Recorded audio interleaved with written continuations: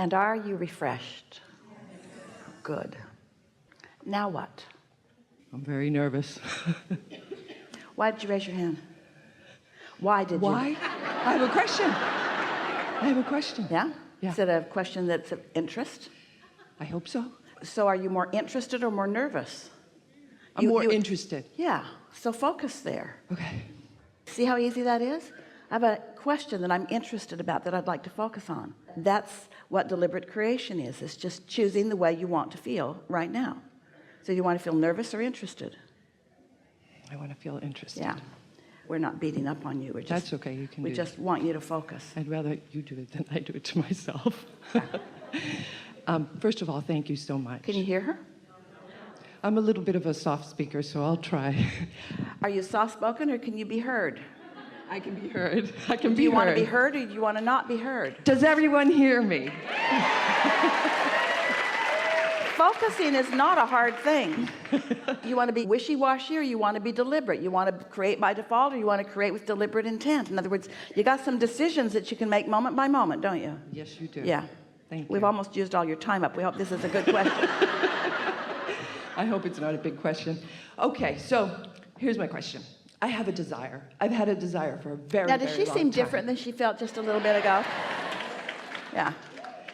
Had the desire since I was a kid, actually, and it hasn't quite manifested. I keep... Well, it's obvious why. Is that right? If you don't focus on something, if you're wishy-washy about it, if you're not deliberate about it. I tend to be wobbly, but the wobble has come because it's been a long time. Well, it's been a long time because of the wobble. Okay, this is what I thought was going to happen. Yeah. Well, my question was... Your dream is coming true. Is it possible to not have the right desire, or you're focusing your attention in a specific way? It's not possible for your desire to be wrong, but it's possible for you to not have confidence in your desire, and that's what causes the wobble, and then it doesn't come. And then you want to blame it on other things, like someone else not hearing you, or something like that. But all right. Well, I'm a painter, and I've been working at it for a long time. A what? A painter, fine artist. Yeah. Very different, unique stuff that I find that I like to put out there because it's very uplifting. Yes. I am a natural uplifter. Yes.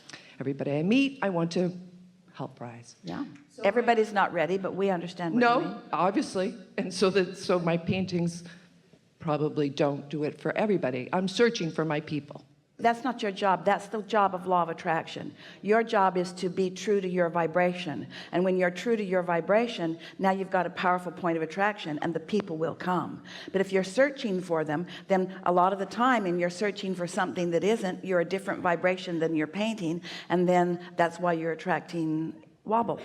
I understand. We know you do. I really do get it. I've gotten it since I was a kid. Yeah. So why are you so ready to argue for your limitations?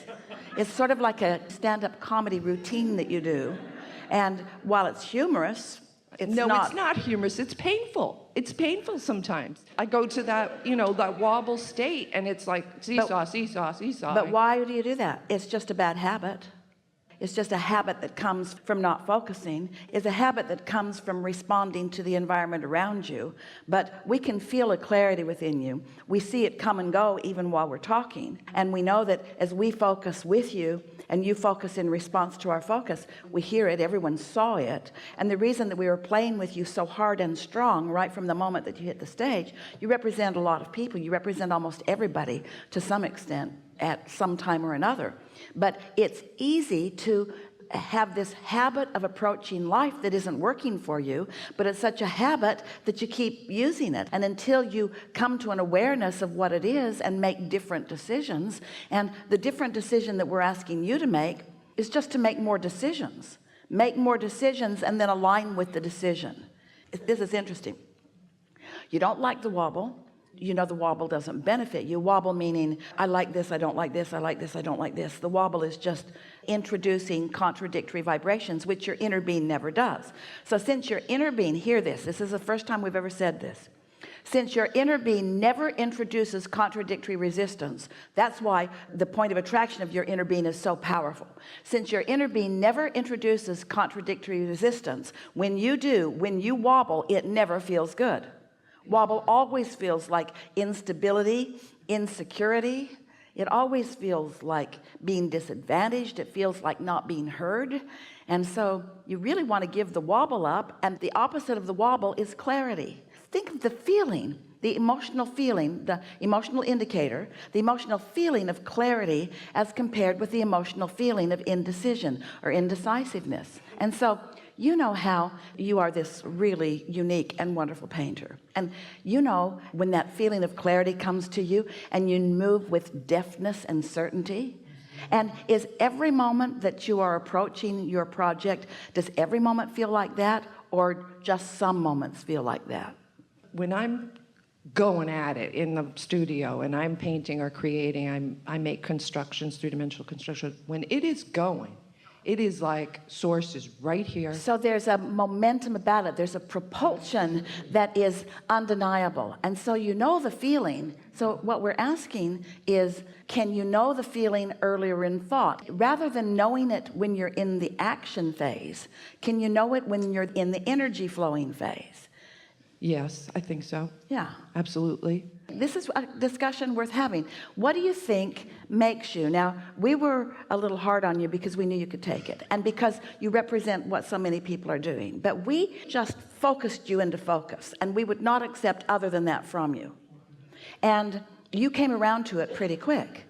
We want you to do that for yourself. We want you to intend to be focused. We want you to feel the difference between focus and wobbling, and really advocate for yourself for focus. Yes? Yes. We'll hear more from you. I was here in April or May, whenever the last one was here. And I left here and I manifested a whole bunch of stuff. I was really in focus and everything. And then, of course, the wobble stepped in. No, not of course. Well, for me, it seems that that's But hear where that. I am. Hear what a strong word of course is. And then naturally things went wrong for me. You're right, you're right. Things went good, but then naturally they started going wrong. I could see it, and what I did was the fact that I could see it and I was aware of it. So that's what we call post-manifestational awareness. That's the opposite of getting out ahead of it, which is what we're talking about here today. So right now, instead of getting out ahead of it in a positive way, in a negative way by saying, of course. So Abraham, I was here before, I heard good stuff, really good stuff went, and then like always, it went south for me. And we say, this is pre-paving too, but it's not pre-paving to your advantage. And if you can't hear the difference, can you feel the difference? That's what we're asking you. Yes, I can feel the difference. You know, when you're tuned in, tapped in, turned on, and that stuff's flowing through you, can you feel it energetically too? Oh, absolutely. And so? And so? And so you were here before, and then of course it went. Now what do you want to talk about? What I wanted to say was that I feel myself moving in better ways. I feel it coming. I do feel that. I feel the change happening. Here's the thing. This change that's happening, it's not happening out there. It's happening now or it isn't. Oh, it's happening. Not happening out there. It's happening now or it isn't. And so just in the conversations that we've had, you let it happen, then you stopped it, and then you let it happen, then you stopped it, and then you let it happen, and then you stopped it. So you say it's happening. And we say, yeah, it's happening in spite of yourself. It's happening because there is enough momentum going that you really can't mess your life up too much because you've been doing so well, but you're a fine tuner. You said to us something really important. Can you remember the descriptive words that you used to describe your painting? In the zone. That too, but you used other words previously. My paintings are uplifting. You used other words too. Unique. You used some words. You were describing your paintings. What were those words? They're unique. You used other words. What were they? I don't remember now. Yeah, well, you must have been in the zone, and now you're not, so now you can't hear it.